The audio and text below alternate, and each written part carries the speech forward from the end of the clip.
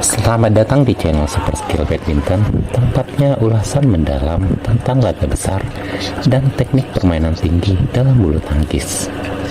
Kali ini kami mengupas tuntas final ganda putra di Prancis Terbuka 2025 yang mempertemukan pasangan ganda putra Indonesia Fajar Alfian dan Muhammad Sohibul Fikri melawan pasangan unggulan nomor 1 dunia dari Korea Selatan, Kim Won Ho dan Seo Seung Jae. Pertandingan yang berlangsung di Glace Arena Rennes, Prancis pada Minggu 26 Oktober 2025 ini telah menjadi tontonan menarik dengan pergantian momentum strategi taktis dan juga memberikan bahan refleksi bagi dunia bulu tangkis Indonesia maupun internasional. Dalam ulasan ini kita akan membedah setiap game, menganalisis kekuatan dan kelemahan kedua pasangan, melihat faktor kunci kemenangan serta implikasinya ke depan. Mari kita mulai. Pertandingan final ganda putra di French Open 2025 memang menjadi sorotan utama turnamen ini, terutama karena menghadirkan dua pasangan yang cukup sering bertemu dan saling berebut gelar. Fajar Alfian dan Muhammad Sohibul Fikri dari Indonesia dan Kim Won Ho, Seo Seung Jae dari Korea Selatan. Sebelumnya, Fajar dan Fikri telah mencapai final beberapa kali pada tahun 2025, termasuk di Korea Open dan Denmark Open. Namun belum mampu menoreh gelar tambahan setelah meraih sukses di China Open 2025 pada bulan Juli lalu. Sementara itu, Kim dan Seo berada di puncak performa mereka dan telah mengumpulkan banyak gelar dalam musim ini, termasuk menjadikan mereka pasangan unggulan nomor 1 dunia. Memasuki partai final, Fajar dan Fikri datang dengan modal percaya diri setelah melalui perjalanan panjang di draw ganda putra turnamen Super 750 ini. Meskipun mereka belum memenangkan gelar dalam beberapa kesempatan, tetapi konsistensi berada di final atau semifinal menunjukkan bahwa kombinasi mereka semakin matang. Di sisi lain, Kim dan Seo yang sudah matang secara teknis dan mental menjadikan mereka lawan yang sangat berat. Nama unggulan pertama yang mereka sandang juga semakin membebani, karena setiap lawan pasti mengincar mereka sebagai target kemenangan. Di game pertama, Fajar dan Fikri mengejutkan dengan tekanan tinggi setelah pengundian dan pemanasan. Pertandingan dimulai dengan intensitas tinggi.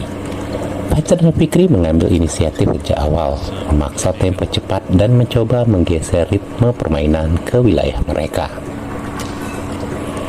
Mereka sempat tertinggal di awal interval, namun kemudian berhasil unggul 11-6 di interval game pertama.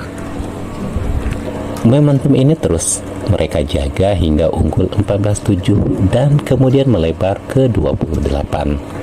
Sebelum akhirnya menutup game pertama dengan skor 21-10 dalam waktu hanya sekitar 16 menit. Hal ini menunjukkan bahwa strategi agresif pembuka Fajar dan Fikri berhasil menembus pertahanan Kim dan Seo yang biasanya sangat solid. Dalam tahap ini, pengambilan keputusan dan variasi serangan mereka, baik drop volley, smash, maupun pengembalian cepat tampak bekerja dengan baik. Fajar dan Fikri berhasil mengontrol rally awal dan tidak membiarkan Kim dan Seo menetapkan pola mereka. Kombinasi servis cepat dan net play agresif Fajar dan Fikri menciptakan tekanan sehingga pasangan Korea pun kehilangan beberapa poin mudah. Koreksi posisi dari Fajar dan Fikri cukup baik. Mereka tampak lebih fresh dalam bergerak dan bertransisi dibandingkan lawannya. Sementara Kim dan Seo di game pertama mungkin sedikit kehilangan ritme atau belum mendapatkan feel terbaik terhadap bola lawan. Hal ini jarang terjadi karena biasanya mereka cepat beradaptasi.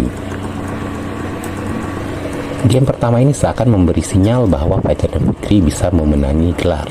Namun dunia bulu tangkis tidak semudah itu. Momentum cepat bisa berbalik dan lawan seperti Kim dan Seo tentu tidak akan tinggal diam. Kim dan Seo bangkit dan menunjukkan performa klasik mereka memasuki game kedua. Kim dan So mengubah tempo dan memperlihatkan mobilitas yang lebih agresif.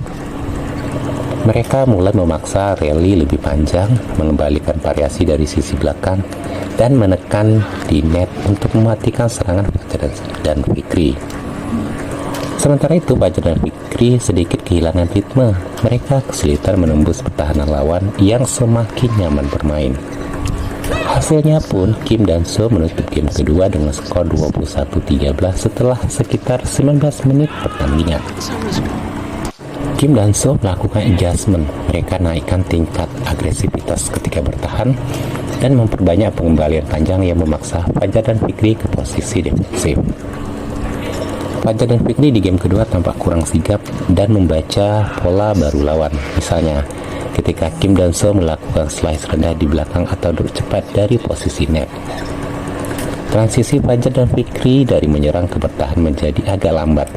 Beberapa kesempatan mereka kehilangan poin karena posisi tidak optimal. Kim dan So memanfaatkan keunggulan teknis dan pengalaman. Mereka mampu mempertahankan konsistensi, tidak banyak melakukan unforced error, dan bikin lawan kehilangan momentum satu persatu. Game kedua ini sekaligus menjadi titik balik. Dari unggul mudah di game pertama, Fajar dan Fikri berhadapan dengan lawan yang bangkit lebih baik dan akhirnya momentum menanjak ke pihak Korea. Game ketiga, pertarungan penentuan kegigihan Indonesia versus ketangguhan Korea. Melalui game ketiga, Fajar dan Fikri mencoba bangkit dan menampilkan mental juara. Mereka tampil agresif dan berusaha mengendalikan tempo sejak servis awal. Namun, Kim dan So tidak memberikan kelonggaran. Mereka memulai game dengan cepat, unggul 10-3, menunjukkan bahwa mereka telah sepenuhnya menguasai irama pertandingan. Fajar dan Fikri terus mencoba mengejar, berusaha memperpendek rally, dan mencari break point melalui net atau drop cepat. Sayangnya, pertahanan Korea tetap terlalu tangguh ketika skor menjadi 12-1, 12-21 untuk kemenangan Kim dan So. Seluruh upaya Fajar dan Fikri pun akhirnya terhenti pada menit ke-61. Game ketiga ini sebetulnya Fajar dan Fikri masih mencoba mengambil inisiatif menyerang. Tetapi Kim dan So membaca permainan dengan baik dan menempatkan pressure di area penting, terutama pada rally panjang dan penempatan drop. Fajar dan Fikri memperoleh beberapa poin dari serangan cepat dan variasi servis, namun jarang berhasil mempertahankan konsistensi di bawah tekanan. Beberapa unforced error muncul ketika mereka mencoba melakukan smash berbahaya atau pengembalian net yang terlalu terburu-buru. Kim dan So tetap stabil secara mental, tidak terbawa emosi dari game pertama yang mereka kalah, menjaga fokus dan menerapkan pola permainan yang mengarah pada kontrol rally serta pemaksaan kesalahan lawan. Faktor kelelahan kecil tampak pada Fajar dan Fikri baik fisik maupun mental. Setelah margin awal besar dari lawan, mereka harus terus mengejar dan lawan pun punya ruang untuk tetap dominan. Faktor kunci yang menentukan hasil: penguasaan pola rally oleh Kim dan So. Pengalaman mereka sebagai pasangan nomor 1 dunia terlihat ketika mereka bisa menyesuaikan pola permainan setelah kalah di game pertama. Hal ini menunjukkan kemampuan adaptasi yang sangat baik. Kim dan So memiliki pertahanan yang terbukti solid, baik dari sisi net, belakang, maupun transisi antara area. Fajar Fikri sempat berhasil di game pertama, tapi ketika lawan mulai mengeluarkan variasi dan menutup ruang di game kedua dan ketiga, mereka kewalahan. Setelah kalah game pertama dengan margin besar, Kim dan So tidak terpuruk, justru melakukan koreksi. Sebaliknya, Fajar dan Fikri setelah menang game pertama mungkin sedikit kehilangan momentum dan merasa lawan terlalu kuat setelah itu. Fajar dan Fikri di game pertama menjalankan rencana dengan baik, namun kurang mampu beradaptasi ketika Kim dan So mengubah strategi. Ketika lawan memberi tekanan baru, ganda putra Indonesia tampak agak kaku. Pertandingan yang berlangsung cukup panjang, game ketiga hingga menit ke-61 yang menuntut stamina dan ketahanan mental tinggi. Kim dan So terbukti lebih bugar di tahap penentu ini. Beberapa poin kritis muncul ketika Fajar dan Fikri mengambil risiko, misalnya smash yang terlalu tebal atau pengembalian yang kurang matang. Sementara Kim dan So mampu memaksimalkan momen break dan menjaga keunggulan dengan meminimal kesalahan. Kekalahan ini tentu menjadi kekecewaan bagi Fajar dan Fikri yang lagi-lagi gagal menambah gelar mereka meskipun sukses menembus final beberapa kali. Mereka sudah memenangkan China Open pada bulan Juli lalu, namun 3 final beruntun, Korea Open, Denmark Open, dan French Open, belum bisa menjadi gelar. Hal ini menjadi catatan penting bahwa konsistensi menembus final sudah bagus, tetapi untuk menjadi juara dibutuhkan aspek ekstra seperti adaptasi strategi cepat, kondisi fisik prima, dan rencana berikutnya ketika pola lawan berubah. Bagi bulu tangkis Indonesia secara umum, hasil ini berarti Indonesia gagal meraih gelar juara di French Open 2025 di sektor ganda putra, salah satu sektor tradisi kuat Indonesia.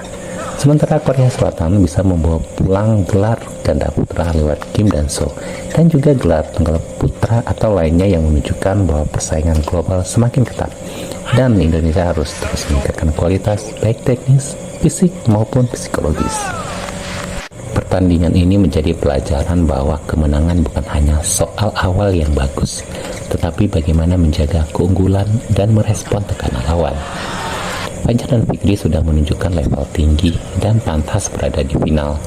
Namun, Kim dan So menunjukkan kualitas ekstra di momen-momen kritis. Bagi atlet muda, ulasan ini bisa dijadikan peta pembelajaran. Bagaimana membuka pertandingan dengan baik seperti yang dilakukan oleh Fajar dan Fikri. Namun juga bagaimana merespon ketika lawan mulai mengubah pola seperti yang dilakukan oleh Kim dan So. Dari sisi mental, tekad untuk bangkit setelah game kalah, ketenangan dan konsistensi menjadi kunci. Dari sisi fisik, stamina dan kualitas transisi sangat vital. Strategi pun penting, apakah akan mengejar poin cepat atau menyiapkan pola panjang untuk memaksa lawan melakukan kesalahan. Hasil final ini menjadi cerminan bahwa dunia bulu tangkis semakin kompetitif di level ganda putra. Negara kuat seperti Korea Selatan terus menunjukkan dominasinya dan Indonesia harus berinovasi agar tetap berada di puncak. Final French Open 2025 adalah pertanda bahwa pola latihan tradisional saja tidak cukup. Perlu elemen adaptasi cepat, data analitik, simulasi pertandingan tinggi, dan program penguatan mental serta fisik yang menyeluruh. Terima kasih telah mengikuti ulasan lengkap final ganda putra French Open 2025 di channel Super Skill Badminton. Meskipun Fajar Alfian dan Muhammad Saiful Fikri belum berhasil meraih gelar juara, performa mereka tetap layak dihargai dan menjadi bukti bahwa mereka berada di level atas. Sementara itu, kemenangan Kim Won Ho dan So Sang-jae menunjukkan bagaimana kematangan dan adaptasi strategi menjadi penentu utama di level elit.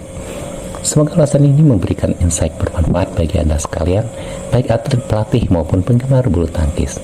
Sampai jumpa di ulasan pertandingan berikutnya. Terima kasih.